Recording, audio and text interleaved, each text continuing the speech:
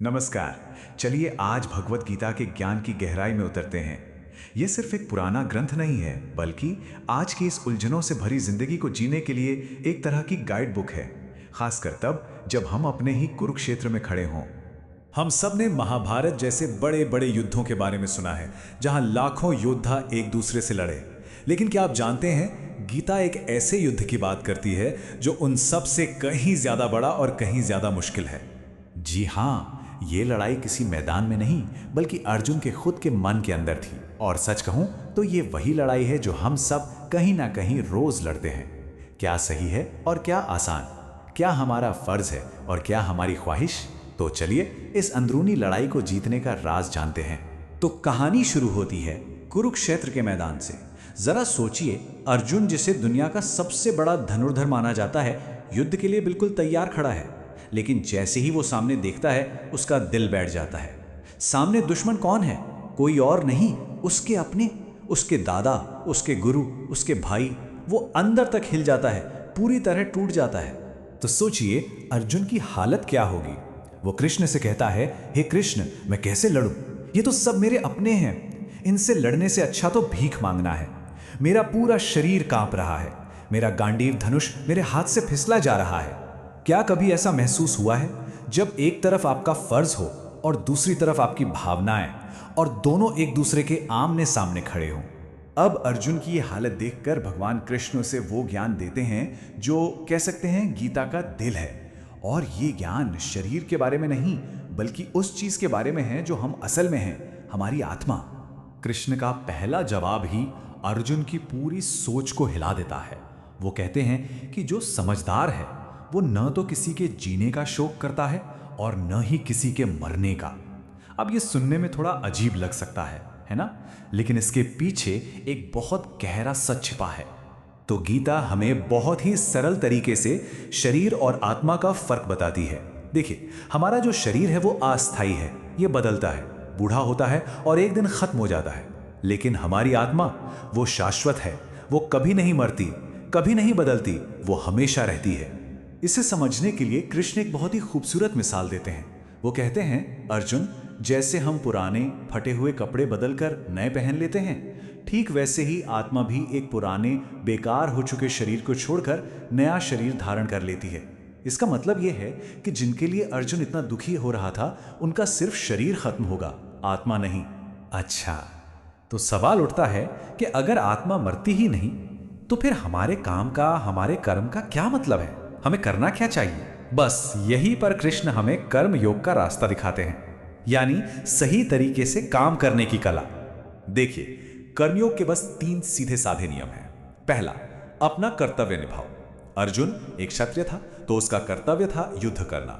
वैसे ही एक स्टूडेंट का कर्तव्य पढ़ना है, एक डॉक्टर का मरीज का इलाज करना। दूसरा, काम करो लेकिन उसके नतीजे की चिंता मत करो। और तीसरा, जो भी फल मिले, अच्छा या बुरा, उससे लगाव मत रखो। और यहीं पर गीता का शायद वो सबसे मशहूर उपदेश आता है। इसका मतलब साफ है, हमारा काम सिर्फ मेहनत करना है, अपना बेस्ट देना है। नतीजा क्या होगा वो हमारे हाथ में है ही नहीं। और सोचिए, जब हम नतीजे की चिंता छोड़ देते हैं तो तनाव और डर से अपने आप ही आजादी मिल जाती है। चलिए अब आते हैं असली युद्ध क्षेत्र पर। और वो मैदान बाहर नहीं, हमारे अंदर है, हमारा अपना मन। कृष्ण कहते हैं कि हमारी सारी असली समस्याएं बाहर नहीं, हमारे अंदर ही पैदा होती हैं। और इन सब का कारण है हमारा बेकाबू मन। एक सवाल है, कभी सोचा है कि जिंदगी में हमारा सबसे बड़ा दुश्मन कौन है? कोई दूसरा इंसान, कोई मुश्किल हालात, या कुछ और? गीता इसका एक बहुत ही चौंकाने वाला जवाब देती है।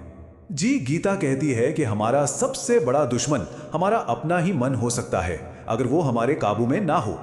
यही मन है जो हमें चीजों से जोड़ता है, यही मन है जो ख्वाहिशें पैदा करता है, और जब वो पूरी नहीं होती तो यही मन दुख का कारण बनता है।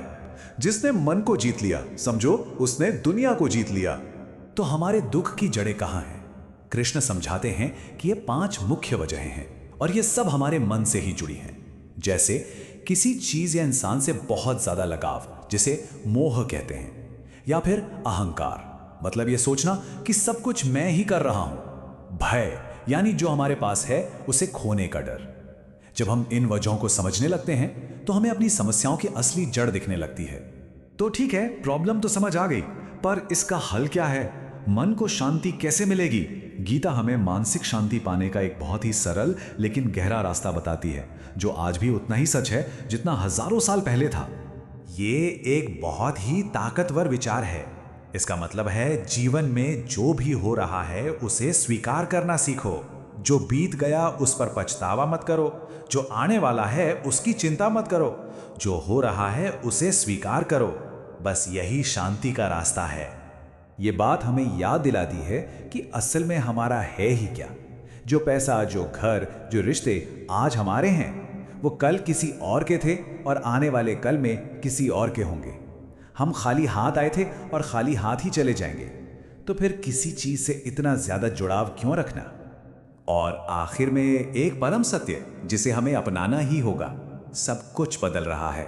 हमारा शरीर, हमारे रिश्ते, ये पूरी दुनिया, कुछ भी हमेशा एक जैसा नहीं रहता। जैसे मौसम बदलते हैं वैसे ही जीवन भी बदलता है।